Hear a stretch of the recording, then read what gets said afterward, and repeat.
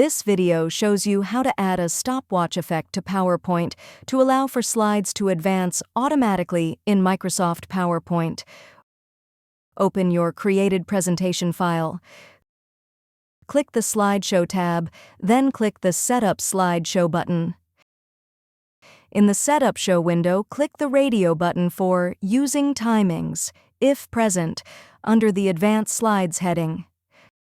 Click the OK button to close the window. Select the Rehearse Timings button on the toolbar. The slideshow will begin to play in full screen mode. Advance the slides after the appropriate amount of time you think you will need for each screen by clicking anywhere on the slideshow. This will allow you to time slides as they are displayed.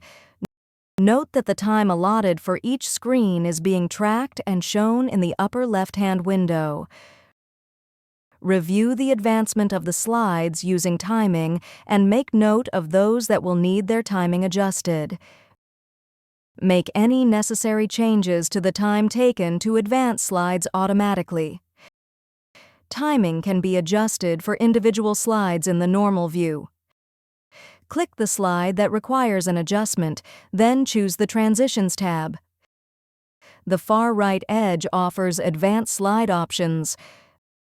Adjust the amount of time in the field following the words "automatically after." If you found this video helpful, please click the like button and subscribe to our channel for even more helpful tutorials.